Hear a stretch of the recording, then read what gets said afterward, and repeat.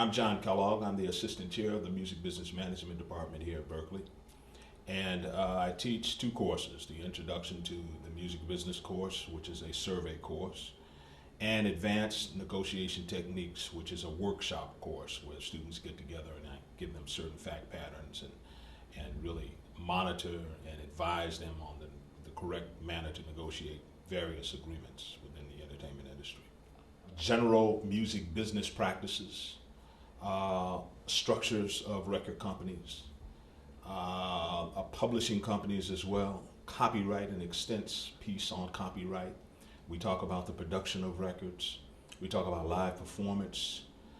We talk about, it's just basically a survey course that covers a number of things that I think set students up for future study. So it's an intro course that students aren't required to take in our program. So we get a lot of students across the college that aren't music business management majors that take that course, and it interests them into going on and declaring themselves as music business majors.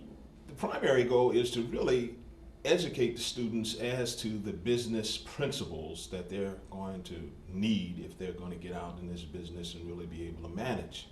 Certainly they need to understand the vocabulary of the industry, which is certainly particular as it is in most industries, but also understand the concepts, and there's so many concepts. I start my Introduction to Music Business course with saying that the music business is really a combination of law, business principles, and politics.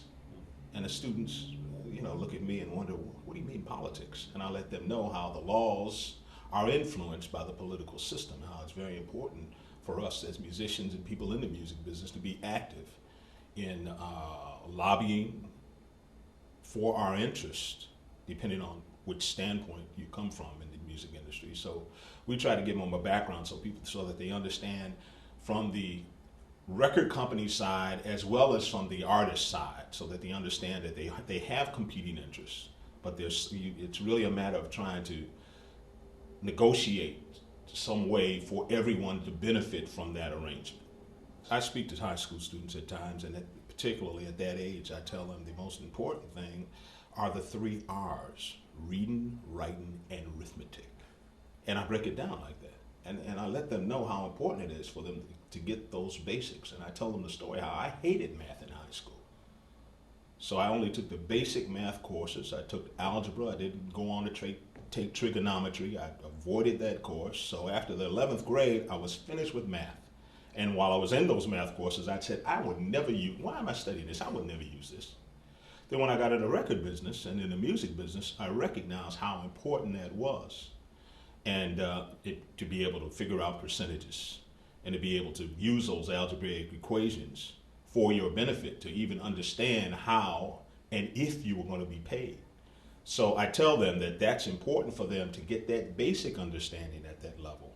Understand as well as writing and reading, because what's written in the contract, and if you can't read what's in the contract, you aren't going to be able to understand those things. So at that age, I just try to tell them to get the best general education they can, and also not to avoid some of the things that they might think are really tough subjects. I think to be successful, they also have to have great social skills. I mean, this is a business of relationships. I feel even as a musician, it's all about a relationship that you're trying to create with the audience. And that's the thing that I love about the music business. To me, it's a heart-to-heart type of activity. And this is what I tell a lot of the musicians, if you're going to hear as well. Perform in front of 10 people. If you only have 10 people, touch the 10 people there. And if you touch the 10 people, the next time you come, there'll be 20, there'll be 25. And that, to me, is the hope for the music business. Why people are so disturbed and think that the music business is dying and they'll never be successful. They don't recognize that if you continue to go out and touch people, you will build your audience. You will build an audience that's going to be connected with you, and it's going to support you. And I think that's what's happening even in this most recent incident of Radiohead putting out their material and saying, look, pay us what you want, because they know if the people get the material and they like it, they will support the artist. Some of them will pay more than what they ask because they want to support their art. And I think that the industry is really getting to that point that musicians have to understand you have to develop those relationships. So you have to understand that social skills are very important. You have to love people. You have to love music, and you have to love people forget about the money. If you do that, the money will come, but that should not be the primary motivation. I say that the copyright is the most valuable asset in the music industry at this point. I mean, there's a lot of people that are trying to do away with copyright, but I look at that as a very, very valuable asset, and I look at that as a black person. I look at it at how valuable it is to black musicians and artists, and how it always has been. And I say that black talent to blacks is like oil is to Arabs. It's one of our most valuable natural resources. So we have to protect those assets. And I see it with my clients. I see it with the work I've done. I tell a story in my class about going to a movie in 2000, next Friday, a movie with Ice Cube. I call them hip hop movies. And sometimes I go to those movies to see if anybody's sampling some music from some of my clients. So I'm sitting in the theater, and about a quarter of the way through the movie, I hear a track in the background, a funky groove in the background. And it's a song that sounds real good. And I said to myself, man, I've heard that's a great groove. I know that song from somewhere. What is that? I know that song. And then the voices came in. It was my voice. And it was the song that I recorded with Cameo on the first album 20, 30 years before. And of course, my first reaction was, oh, wow, my voice is in a movie. You really wait for that day. And then I thought about it and I said, wait a minute. I only made $100 a week while living in New York City to record, perform, and do everything with that group. I didn't make hardly any money. I didn't sign any contracts. And it really made me wonder, how come I'm not getting paid? And that's what drove home the point to me that every time the music gets played, somebody gets paid. Every time the music gets played, somebody gets paid. So I tell my students, if you're an artist, songwriter, or a producer, I'd say you need to get paid, not played. And I felt I had been played because I'd written and didn't write the song, but I performed on it. And it really made me wonder about my rights 20, 25 years later. And I think it's important for musicians and young musicians to understand the value of the copyright and how long it lasts. Life plus, 70 years, it's amazing. So those are the kind of things that I stress, that they really understand the value of copyright is one of the most important things, because that is one of the primary ways to protect your creations and your creative work.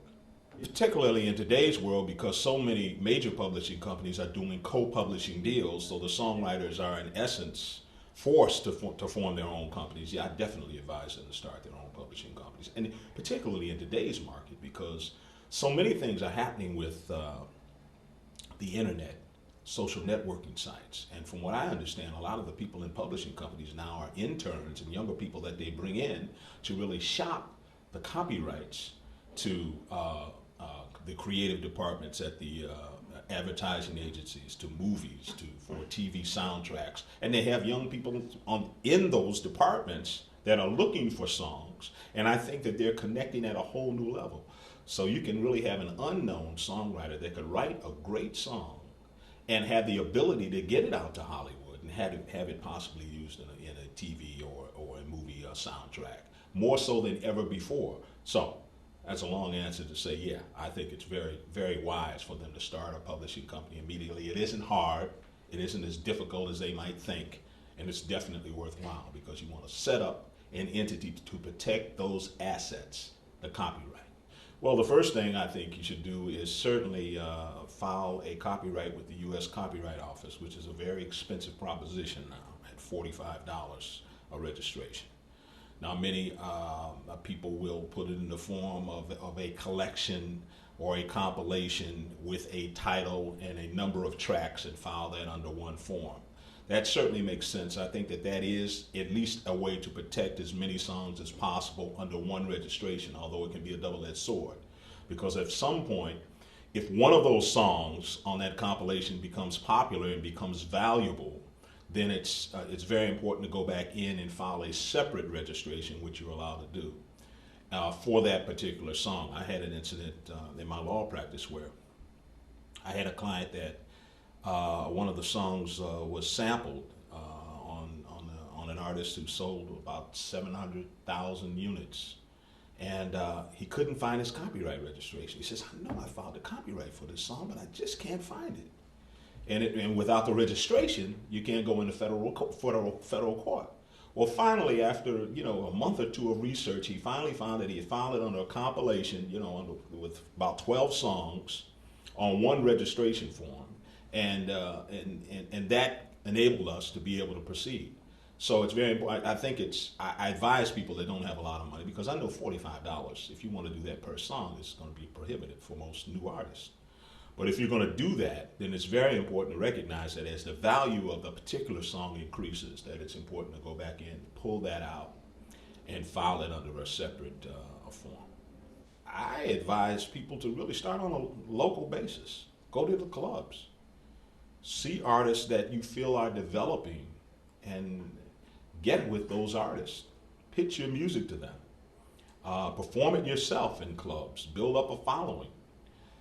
The artists that are coming through town, try to get backstage. Try to pitch it to the artists that are coming through. You can, it can be done. So I say start on a local, regional basis first. Although I think things are changing dramatically once again with the internet. They have certain services. Taxi is one service that you can use to register. And I had a client from years ago just call me about a month ago and said, look, I sent this to Taxi and somebody's contacted me. They want to license my music. And I was glad to hear it, because he's an older artist now, great songwriter, great vocalist. But I said, we definitely need to license it, because that's really how people are breaking into the business now, through all of these alternative means, not necessarily radio play, but television and movie placement. So I think that that's a good way to get started. Terry McBride at Network Management is doing an interesting combinations of online activities and giving things away, allowing people to remix, artist material without any charge, just to build up their commitment to the artist. And so I've been thinking about that a lot recently. I think it would be very wise for artists that are starting to say, look, download it, you can keep it, tell your friends, email it to your friends. I think it's a great promotional tool, just as record companies do. They give away free product. I think that artists need to do that as well, but for a different reason. It's not just to sell the product. At some point, I believe that if you do that and you build up an audience, they are going to be willing to pay, even if you follow the Radiohead model. Say, look, I'm putting this music out. I'd like for you to pay something. And if they like you enough, they're going to be willing to support your art. I used to rail against record companies when I first started teaching and doing seminars back in the mid-90s. And over the course of time, I have more appreciation for what major labels do. And I tell this to my students in class, that you have to recognize that record labels do spend a lot of money to try to promote you. And it's a tough, very expensive job, I feel. And it's an amazing thing to think that there is a company that on Tuesday, November 17th, or whatever date it is, that will have your music in Tougaloo, Mississippi, in Albany, New York, in Omaha, Nebraska, all over the country. One day. And the promotion, the marketing costs that are involved in that are very significant. So I don't rail against major labels as I used to, but you have to recognize that currently it's very tough to get a major label deal. The major labels are cutting back tremendously. They have to. They aren't selling records like they used to. So it's a long shot. I don't think it's something that you should just rule out and say, well, I don't want to deal with a major label at all. If you want broader distribution and you want national recognition, then a major label is the way to go. Now, how do you get there? I go back to the local and the regional, developing a local and regional audience. If you start selling on your own, you press your own CDs, 2,500 copies, and within a month's time, you sell out 2,500 copies in stores on a local or regional basis, the major labels are going to see that on SoundScan, and they will come after you because they want that kind of artist that is building an audience. So I think a lot of young people get into the industry with the wrong ideas in mind. They just want a major label deal when they need to recognize, no, what you need to do is build an audience and a following, because that's what record labels want to see. One, they want to see that you have an audience, and two, they want to see that you can produce quality recordings, and it doesn't take you a long time to do it. They want people that record companies can't make money without product. So they look for people that can produce product, great product, quickly, and have a loyal audience. If you want to go from 25,000 units to possibly 250,000 or 300,000 units within a year's time, it might be kind of tough for you to do that, depending on the genre that you're in as well. That makes a big difference as well. But that could be a tough proposition, even in spite of the money that you might make from selling 10,000 units on your own, 10,000 CDs on your own. Still, to be able to have a record distributed and marketed all over the country might require an investment of hundreds of thousands of dollars, which an act really may not have. So it's a trade-off. You have to decide what you're doing it for and why you're doing it. And so I think that's something that artists need to consider.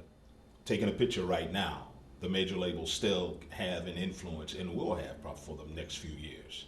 But I think it's going to decrease over the years. And artists should, I think, develop their followings if they can through social networking, and some viral marketing is very important. They have sites now where you can actually go and have the audiences demand that you come to their town. You place your information, and if enough people demand that you, Eventful.com is a site that allows artists to put their information up, and if people sample the music and like it, and they will demand, they'll list that they want them to come and perform in their town. And if they get over 100 people there, then the act can say, look, go find a club and have the club owner contact us, and we'll put you on our tour schedule. So I think the opportunity for artists to really do it on their own is greater than ever before. I think it's a wonderful thing. As long as the internet remains free, and once again, it gets into politics, and I think artists really need to be involved to make sure that they don't put roadblocks in our way as far as the use of the internet, funneling things towards certain companies and other interests that could happen. I think it's a great opportunity right now for artists to get in and really build their own career. And I think the focus will get away from selling records, to the most part, through major label distribution and through just distribution, land distribution in general. When you have the digital sale of product, I think that that's going to become very, very important. And certain major artists are really Radiohead's doing it, and of course you have Trent Reznor with 9 Inch Nails, that I think his next album he'll probably do possibly just digital, and maybe do some kind of distribution deal for a CD, so that he'll have some kind of combination. But I think it's very exciting what's happening in the music industry. In spite of what a lot of naysayers would say, it's probably the best time to be a musician and to be able to make a living from making music. I think radio is still going to be very important, and not only radio, but internet sites and other sites that have to license that performance right. ASCAP, BMI, and CSAC, to me, are still in the best position, because there's no way to know how often your music is going to be played in all of those various cities I named earlier, across the country or across the world. So if you have an organization like that, and I understand that their earnings are going through the roof now because of all of the various uses, so I definitely advise joining ASCAP, BMI, or CSAC. You can go to the website. ASCAP wants you to have had the song performed before. My experience has been BMI has been a little more lenient. I don't know if I should say that on camera. Maybe the BMI people may not appreciate that, but ASCAP wants you to list that it has been performed, and I know that really kind of disturbs some young people that are coming up with music. I said, you say, look, my record isn't played on the radio, I can't join ASCAP and BMI. They require that it be performed. That means if you perform it in a club, you can list that as a performance of a particular work, showing that you are a viable owner of a copyright that is being publicly performed. So that's the only one of the main restrictions that I think a lot of people get hung up on, but I don't think that they have to when they recognize. Just set up a showcase. I think that it's always been the bottom line for me. I mean, when I was a kid, I started. I listened to the radio. I loved the radio, but I went to my first concert was Della Reese and Smokey Robinson and the Miracles. You know, and I mean, this is a young Smokey Robinson and the Miracles. They were a tremendous, fiery act. I mean, I was caught up in it, and I loved it from that point on. And from there, the other artists that I really admired were artists that I saw and I was touched by their performance. And that's the reason why I couldn't wait for the next record to come out to buy. And I think that that's really what it comes down to. And this is why I try to tell particularly the students here and any students I speak to that it is a heart to heart. You're touching people's hearts. If you can touch people and move people's hearts and spirits, everything else to me follows from that. All of the other business aspects, public performance, sale of records, all of that to me follows that. I think it kind of got turned around, in the last century. It was originally that people would go to vaudeville and they'd see their performers and really like when records came in, and suddenly it became a little strange. I remember as a young guy when I first started recording, my group never expected to make money from records. We were only using records for promotion. And they only sold singles at that time. So we were just trying to get a record deal to get someone to promote us so that we can go out and perform.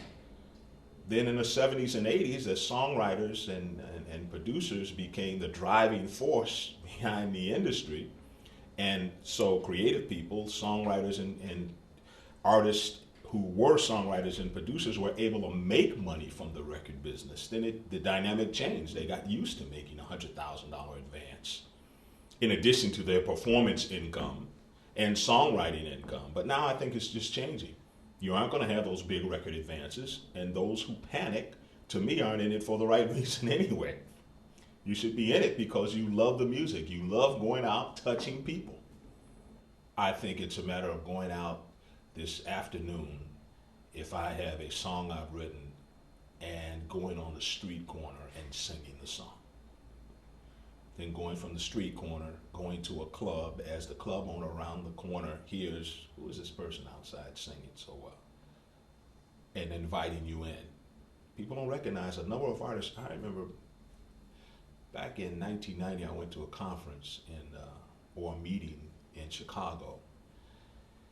And my wife and I walked outside the hotel and walked down, and there was a group on the corner playing a guitarist, maybe a bass player, female singer, and a lead singer. And they were doing covers in their own arrangements of old hits, old doo-wop hits. And they sounded so great, there was a big crowd. There were like 100 people just watching them. And they were tremendous. And at that time, I was heavily involved. I just moved to New York, and I was involved, and I was so impressed by them. I said, look, I want you to bring, so this is my idea. I said, I want to bring you to New York, and I want you to stand outside of 1290 Avenue of the Americas, where Charles Koppelman's, who was huge in the industry at that time, his office hour, doing a lunch hour. Because when Charles comes out and hears you guys, I think he's going to want to sign you. I never did do that, but that was my thought. Now, the same thing was happening in Chicago in the 80s with R. Kelly. R. Kelly, who's a big artist now, used to sing on the L train at the station stops just with his keyboard, and he sang. So it happens like that. And this is the thing that I think people really don't, they see the image and they think it's all about the image. No, it's about the talent. It's about the talent at the very root level. Touching audiences at the very root level. I think what happens with record companies, and this is something that the leader of Cameo told me, he said that people want to be involved in me with my band because they know I have talent. And they know I'm going to make money. And they want some of that money. And this was, as we were recording the first album. This wasn't at a time when the group was so big. This was the first album. And he was right. And, the act went on, although I left. the act went on to have international success. But it took 10 years after that for them to have that huge success, which is something else people need to recognize, and I preach in my classes. It isn't an overnight thing. You have to recognize, even in this day, not like in my day. In my day, you clearly had to pay your dues. I mean, it was like you really didn't make it for the most part until you were in your 30s because you played the clubs before that. But now you can do it a little early, but you do have to take your time and pay your dues. You want to get a good royalty rate. I think there's a lot of good texts out now and a lot of good books that help artists understand. And I think the industry is sensitive to that now. I think even record companies know that the artists now, as a result of reading books like Passman's book, my book, Take Care of Your Music Business, recognize that we're giving hints to people as to what you need to look out for. So you want to have a decent royalty rate if you're with a major label. You don't want to have co-publishing if you can get around that. You don't want them to participate in merchandising. However, I found, I've done a couple of deals recently where record companies now are insisting upon those provisions. As a result of the downturn, they want to participate in a number of revenue streams. So that, but still, you need to be able to negotiate it so that if it is a co-publishing deal, maybe it's just co-publishing for the songs that you do on your record. You try to limit that. You don't want to have cross-collateralization of your songwriter's royalties, your mechanical royalties, against your artist account. Various things like that, I think, are the things that you don't want to have an excessive amount of albums, from 4 to 6 max, which is a big difference. It used to be 8 to 10 until maybe 6 or 7 years ago. So things are getting a little better for artists, but you have to be able to recognize those types of provisions in contracts. It'd be great to say that they're going to do a video. They're going to be committed to do a video. They're going to commit to giving you a certain amount of funds for marketing and promotion. I haven't been able to get that in new artist deals. I was able to get that in one new artist deal where there was competing labels, and the act was, a new artist that was really hot. But for the most part, the average artist isn't going to be able to negotiate those things in their first deal. They aren't going to commit to that, but they are just marketing and promotion. If they're a good company, they're paying for the cost of producing that record, hopefully in a better studio than you normally be able to get into. That's a tough one. Once again, that's when it gets down into relationships. Because hopefully that person in the record company you have a relationship with, and you know that they're going to at least give you your shot. And this thing people don't understand as well. These contracts most of the albums are option albums. It's one album with option albums. So you want to be with a company that believes in you, and you want to be with a person in that company that's going to be with you. That's why I say it's so important to build social relationships, because the person that signs you may not be there in a year's time. So you want to be able to develop other relationships to continue to make that happen. And what you want is to be able to get that first shot and maximize it, so that then you're in a better position to go in and renegotiate and say, look, I need marketing dollars. I need money for a street team. Can you commit that? And you might be in a position to do it. But it's all going to be based on your sales. Oh, it's very, very important, because you can sign your life away, literally. A lot of artists, once again, when the contracts were based on terms of 1 year with 4 one-year options, but within each contract year you had to record 2 albums, and if you didn't record the 2 albums in that year would be extended until you finished the second album, resulted in certain artists being contractually obligated for up to 20 years. Prince signed in 1977 and didn't get out of his Warner Brothers contract until 1997. And I think he's still owed 2 albums now. Granted, I'm sure he went in and renegotiated the contracts. Maybe he added some albums on, but that just goes to show you that it's very important when you sign that contract to make sure that there aren't terms that are going to basically take you out of the game. Because you want to be in a position that if things aren't happening for you at a particular label, you have a definitive time when the contract is up so that you can move on into something else. So it's very important to have a lawyer look at it. And there are organizations, if you can't afford and a lawyer that does it regularly, there are usually volunteer association, volunteer lawyers for the arts in every town. and you really need to find an attorney. I was in the same position with my band when I was in college. You know, we got offered a deal, and we had to go to a criminal lawyer. Didn't know much about it. He went through the contract, and he said this contract is horrible. Most new artist contracts are horrible. So you have to have someone that has the experience to let the artist know, yeah, this is horrible. I can change a few things that will at least give you the shot. And if you get and have the shot and you become successful and you sell a lot of units, then you can have someone come in and really negotiate things more in your favor. It's crucial. It's crucial. I remember when I was in college, I would go to the library every night and study, and my treat was after I finished studying, I'd go to the stacks of Billboard magazine and take them out and start reading them. So I've been reading them since I was 18. And the great thing about that was that I saw the pictures of the record executives and the names, so I could associate the names with those executives.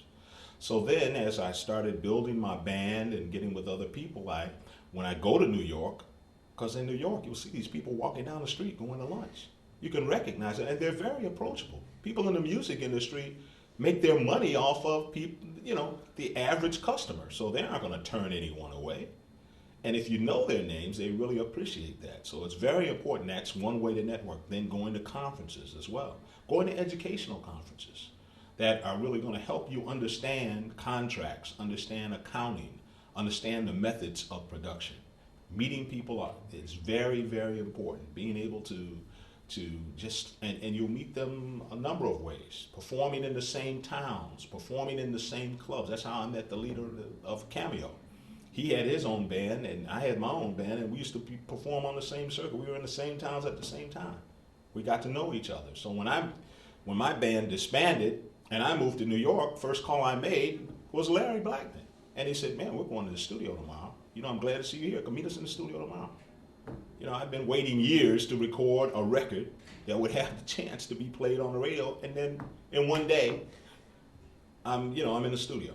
It's crazy. So that's the kind of thing. You build that up over time. And this is what I tell the students here. The people that you're working with right now are the future leaders of the entertainment industry. You're networking every day. So you have to keep in mind that how you treat people right now, it could have an impact on your career down the line. Because as I was told years ago, and I found it to be very true, you meet the same people going up that you meet going down. And now that I've had a long career, I've been able to see that. People that have crossed me, so to speak, have never stayed around. And I'm amazed. But it let me know that everyone thinks this is such a backstabbing, and it is to a certain degree, but it depends on the people that you're dealing with and how you conduct your business. Because you can have a disagreement with someone, but at least they will respect you for your position, and that's the most important thing. Social skills, networking, crucial. When people backstab and do things, it's such a small industry that word will get around about that, and it can keep you from having opportunities that you might have had if you hadn't taken certain action that was detrimental to other people, because that word spreads very quickly that this person is, you don't want to be bothered with that person. Okay, and once again, you can have disagreements. I've had disagreements with a lot of people, but at the end of the day, I feel and I trust that they respected my position, even though I was very firm, that they respected my position. So I think that, it's a fine line. You have to recognize social skills, once again, not doing things in an underhanded manner, because you can have a lot of success possibly doing things in an underhanded manner for a certain period of time. There's been people across the music industry forever that have done that. In my lifetime, particularly in the realm of black music, you had a guy named Gene Griffin. I'm naming names again, but he was a pretty rough guy. Managed Teddy Riley. I haven't heard anything about Gene Griffin in a long time. Suge Knight, very, very successful, multi-millionaire. I don't know if he's out of jail. I think he's still around, but you haven't heard from him. So, and you heard stories, at least I've heard stories, as to how they conducted their business. So it follows you. It follows you. I'd say support your children. If you've raised them the right way, support them. It isn't that bad. I remember having discussions with my father, who was a singer as well, and not professionally, but I mean, you know, he and his sister and brother had a gospel group. His father was a preacher, and they performed in Kentucky, and were kind of had a little recognition, I guess, in Ohio, and you know, back years ago when they were children, and he wanted to be a singer, but he told me, he said, that's a hard life, he would tell me. And that was the extent of what he said, but he was as supportive as he could be under the circumstances, and I'm glad he gave me my space to do what I've done. I think right now is probably the best time for artists to really start and have control over their destiny and their career than it has been since the music business really started, at least the recorded music business started, because of the possible social networking sites and selling digital sales on your own. And in that respect, I think if someone has the talent and they have the knowledge to put it together, I think it can be they can have a wonderful life making music. All I wanted was to make music and make a decent living. And I think that's probably what most musicians want. And I think that right now is probably the best time for that to happen. And I think even the parents recognize it. I've spoken with a couple of the parents here, just one just recently, and they recognize there's new opportunity in the record business and in the music business and in music in general. And I was really glad to see that, because for years, even my parents were concerned. You're going into music, such a crazy profession, there's no benefits, there's not. It can be a very, very rewarding type of career, and the opportunity for economic stability, I think, is probably going to be better than ever in the future. Ooh. Sampling isn't allowed without permission. I think when sampling first really became popular back in the early 90s, wherever I would speak on panels or lectures, I would say, don't sample. Don't sample. And people would really get upset. You know, some of them, oh, wait a minute, this is an art form, and I said, don't sample.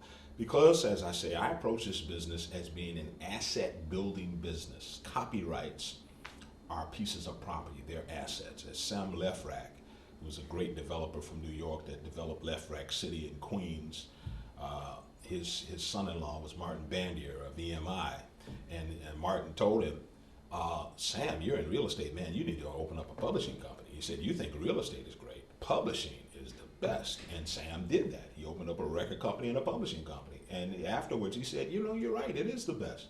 He said, at least with copyrights, I don't have to go in every 3 or 4 years and put down new carpet and paint the walls. You know, the copyright just sits there and it earns money.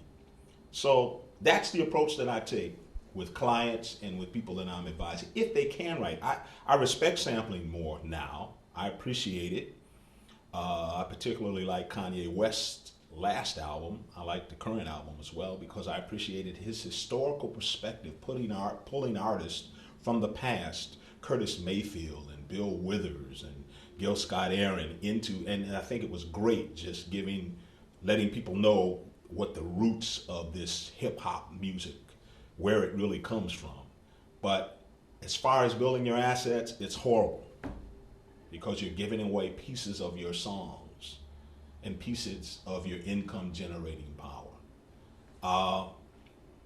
Sampling is using the actual digitally inserting a song into another song, not a song, a recording into another recording is really technically what sampling is, but it's also using snippets of a song in another recording, and you aren't using the actual recording, but you're using a melody or you're using phrases from that. And there isn't any specific amount. They talked about a 4-bar rule. If you use less than 4 bars, then you couldn't be sued for copyright infringement. That's a myth.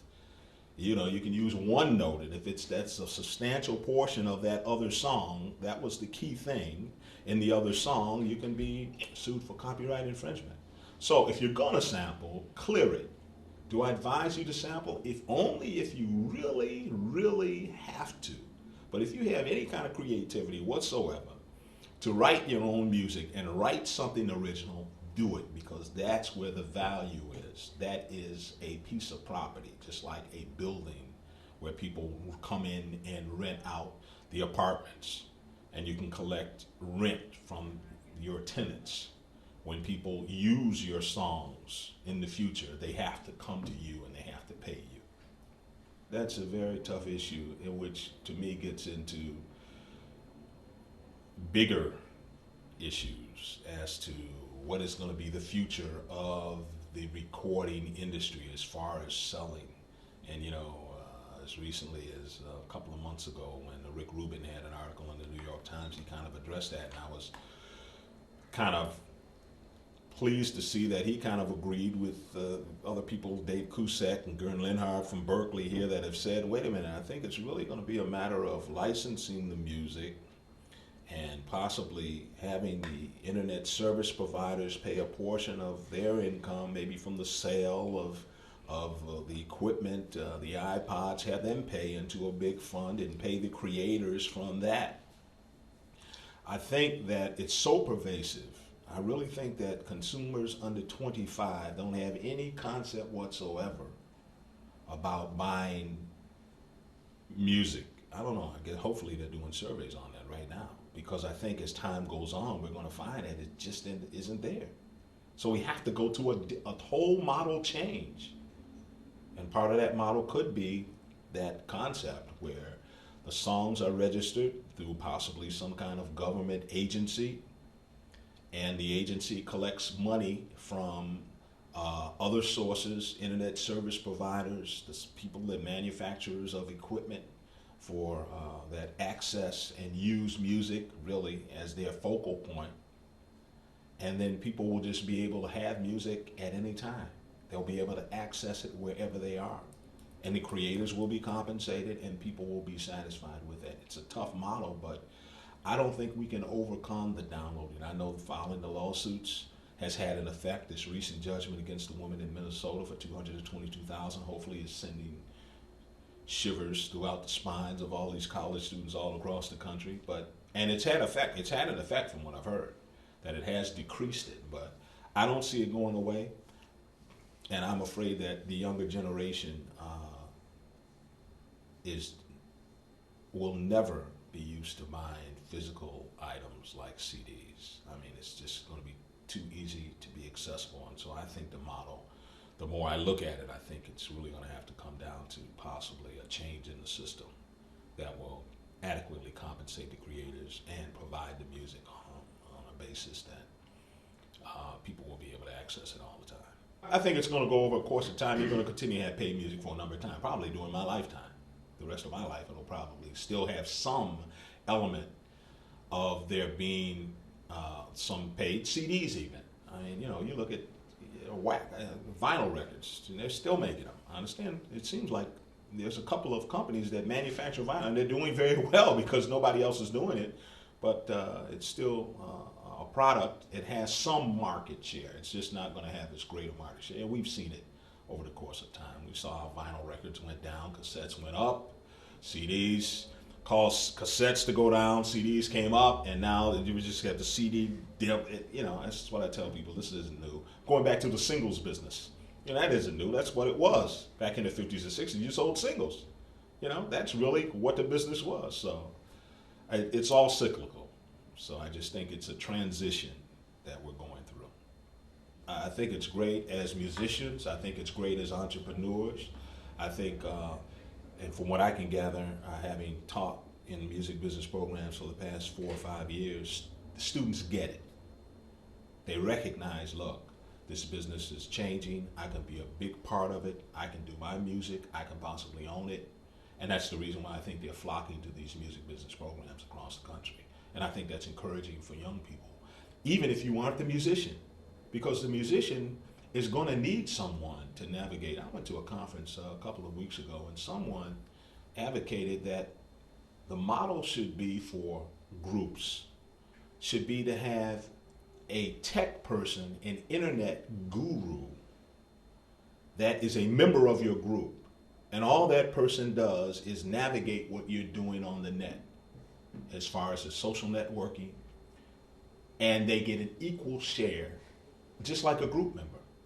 And I thought that was a brilliant concept. So people that can't play, that can't make music, there is a place for them in the music business, and I think that that's the wonderful thing that young people have to look forward to. There's going to be all kind of ancillary types of services that are going to have to be provided to this new wave of musicians that's going to create a whole new world of great music and great music business opportunities. Well, thanks for talking to us. Thank you.